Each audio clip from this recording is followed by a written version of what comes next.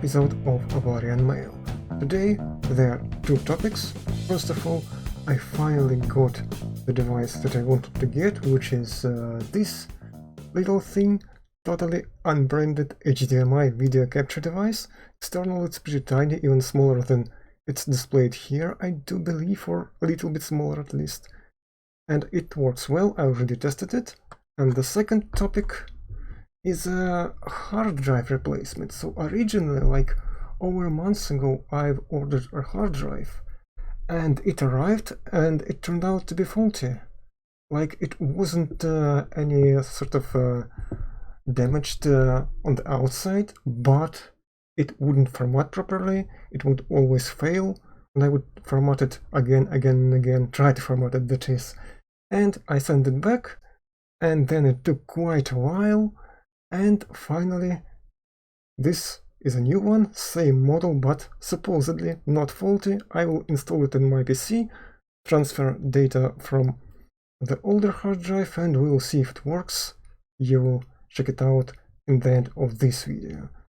Now this little device, that's more interesting. Mostly I've bought it to maybe occasionally use this very camcorder that I'm using to record this video now as a web camera, since buying like professional-ish grade camera, web camera would be kinda too expensive, and I already have this camcorder, which is probably not worse and has plenty of manual settings.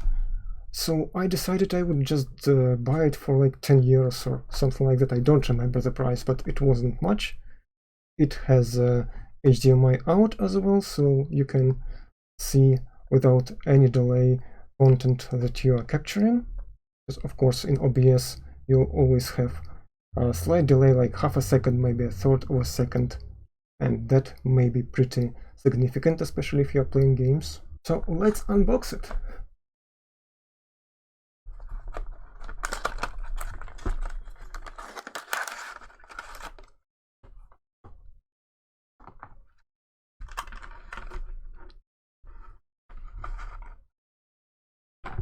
First of all, the device itself is a pretty small one. It has external micro USB power, regular 5 volts, and this little cable is supplied. Of course, there is a little manual. It's actually tiny.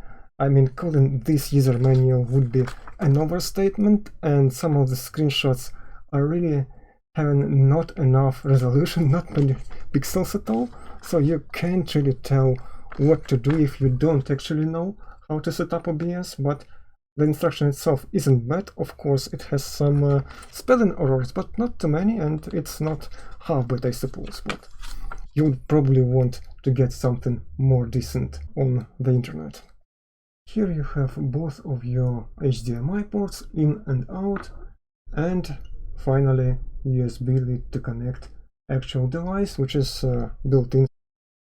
Now, you can probably see this 4K mark, Ultra HD, but that's only for input, and of course it works for HDMI out pass-through, so you could see it on your monitor, but it only can capture 1080p 60, so 60 frames per second, and Full HD resolution, which is just enough for me. I don't have any 4K content capabilities on my computer. My both monitors are 1080p, and I'm fine with that. But that may be something of your concern. This device doesn't require any special drivers, so you can just install it to a system by connecting power, and that's basically it. Windows 10 will gladly install driver automatically, and of course let's check it out, test it out by connecting all the cables, and I will check it with my used good old PS3.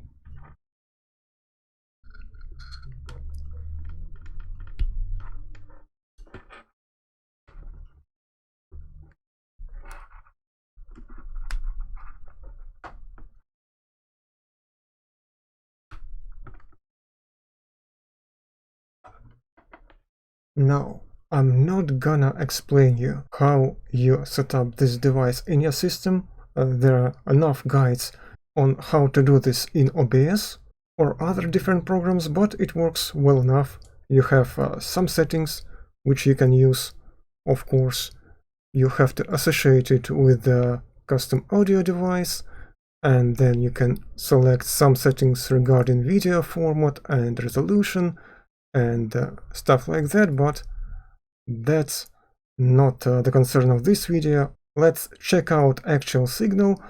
If you don't have anything connected or turned on at the moment, then it will display this picture, these stripes of different colors, and then if you connect it to something and turn on the device, which displays the signal, which sends the signal to this device, then you'll see your stuff. By the way, another important thing for achieving highest frames per second possible. Don't forget to switch it to MJPEG format, because yes, it technically supports this one, which is supposedly better, but you only get like 5 frames per second, right? Let me see. Yeah, 5 FPS, so it's not really useful. Yes, technically it supports it, but you know, you have to switch it to the other one, MJPEG. It looks good enough, and certainly better to have something at 60 frames per second than at 30 or at 5, as you actually have it in that case. And with MJPEG you can't even go that low, as you can see, so yeah, keep that in mind.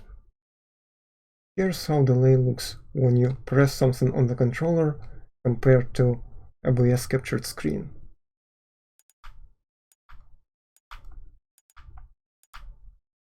So in actual game it's not really a lot, I think, but you have to keep it in mind. I was kinda surprised when I realized that you can actually play actual games and capture it with this software, because I thought the signal was copyrighted with HDCP protection turned on, but maybe one of firmware upgrades actually got rid of it. That's certainly a positive thing, or maybe I was wrong from the very beginning. As a final part of this live capture demonstration, HDMI capture demonstration, let's check out actual pass-through. Once again, I'm not gonna play the actual game, this is just a demonstration of a pass-through. As you can see, the sound is alright, hopefully you can hear it, and of course you can access everything, there is no delay whatsoever, so that is nice as well. You can do whatever the hell you want and play the game just like this. I can recommend this device. It's not very expensive, hopefully it will be reliable in the long run, but if you're interested in buying this particular one, I will give you the link, not an affiliated link, so I don't get anything from it. Tell me what you think in the comment section down below. So far my experience is pretty good one. As a final part of the actual video of this episode, so of course I still got to install my hard drive.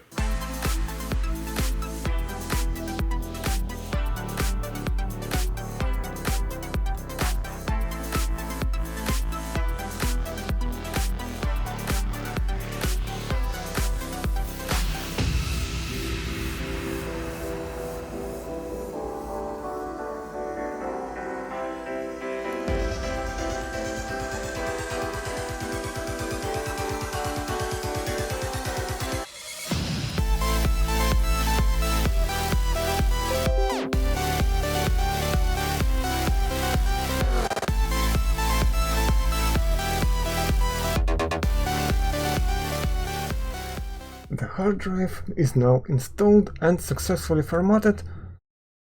Here's its full capacity, approximately 4 terabytes, sadly decimal terabytes, but still that's quite a lot for my video archive, and maybe I will be even able to store original Full HD recordings, renders of my videos instead of 720p copies that I keep for my archive, just as a space-saving measure. I initially thought to fully format it not in quick format mode, but it just so happened that it is an extremely slow process, so I backtracked on that and just formatted it quickly anyway.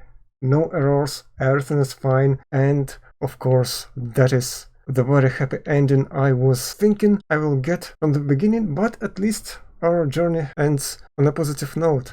So now everything is fine, and I will see you later in some other different adventure. I was LastofAvari. comments go in the comment section, and of course share, like the video, sub to the channel, all business if you're interested. If you're not, then go watch something else. Goodbye and see you later, perhaps.